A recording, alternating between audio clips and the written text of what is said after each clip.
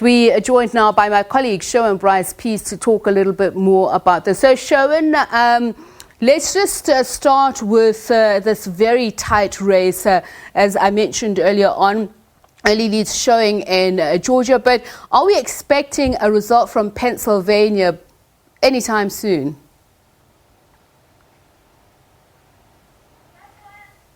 Sometime later today in Pennsylvania. Of course, all eyes have been focused on those last outstanding states, the Georgias, Pennsylvanias, North Carolinas, Nevadas and Arizonas of this world. Alaska also outstanding, but we know that those 3 electoral college votes will go into the president's camp. But real focus now on Biden's lead and how far he can stretch it in a place like Georgia that has not voted for a Democratic presidential nominee since 1992. The last person to do that was Bill Clinton many decades ago. So the message that sends to Republicans in this country is that the southern states are now in play. If Biden can extend that lead and cement those 16 electoral college votes from Georgia, you talk about 253 electoral college votes, just 17 and to the 270 required. If he wins Pennsylvania, that's 20 plus the 16 in Georgia. So he could, if the mathematicians can help us, get to 306, which was the winning number that launched Donald Trump into the presidency.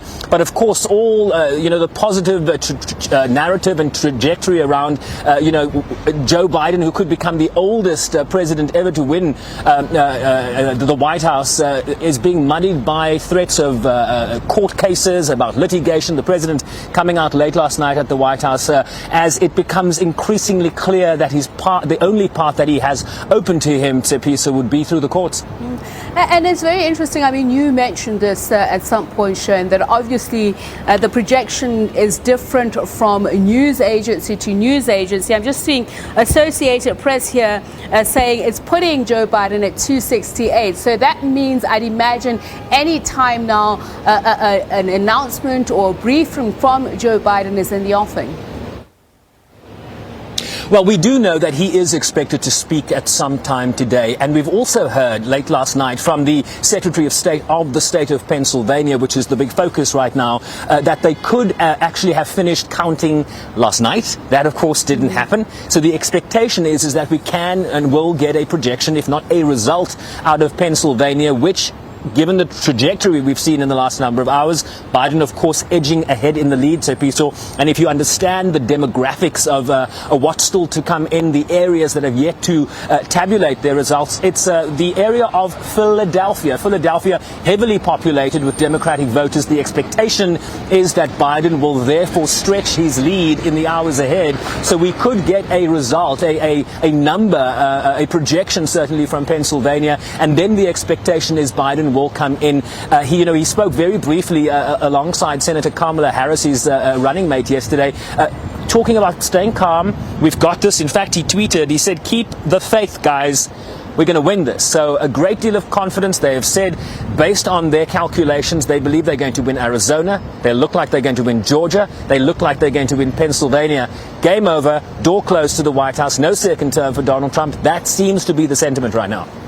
And Sherwin, I want to talk about what happens from here on, because we do know that there are states that are still tabulating votes from the military, for instance, those that would have come in for which the deadline would be today.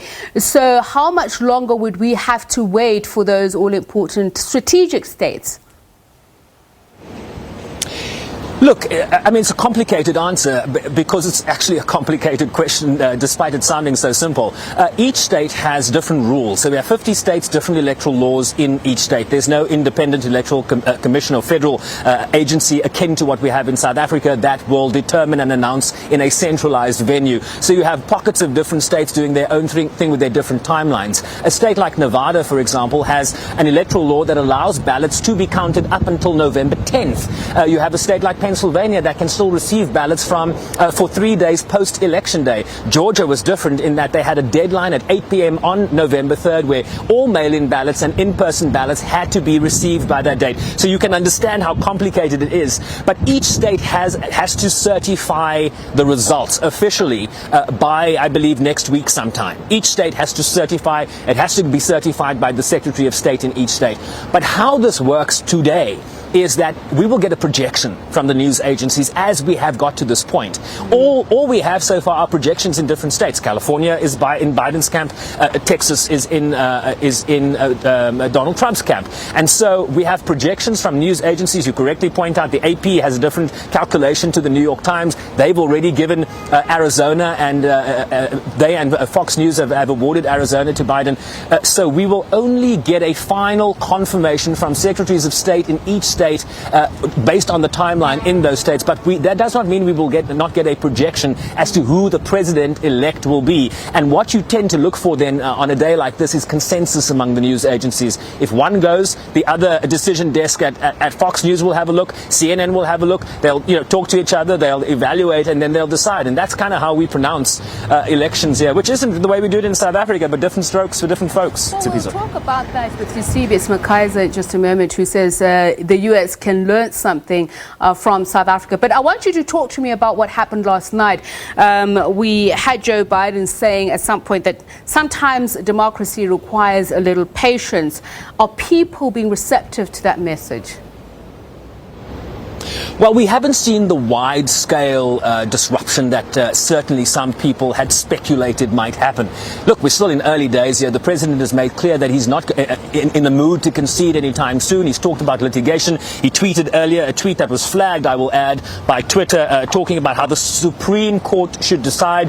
This is a president that believes he's nominated and confirmed 3 Supreme Court justices who he believes by virtue of that will affirm his presidency were a question mark or a case to arrive on those 9 justices' desks. But that is not unclear, as we have seen in early court rulings in places like Georgia and places like Michigan already. Judges at the federal and district level have already thrown out cases of electoral fraud or allegations of impropriety by the Trump campaign. And so we've got 2 rejections of aspersions from the Trump campaign already. So it's unclear if Donald Trump even has a path to get to the Supreme Court. If he keeps losing, I suppose that's where you end up. But then the Supreme Court would have to decide whether they want to hear the case or not. So, it's very, very, very murky right now. We don't know where it goes. All we can focus on right now is what the results are telling us. Donald Trump will have to provide the evidence as to the fraud that he seems to be wanting to put out there, Tsipiso. Thanks, Sherwin. We'll catch up with you later on. Sherwin Bryce-Pease, my colleague who is in New York. So after the break, we will speak to analyst and author Eusebius McKaiser about what the USA can learn from us at South Africa about repairing a divided society. So just reflecting on what Sherwin was saying there, what Joe Biden was saying, that democracy takes time. The quality of democracy, obviously, at the center of a discussion.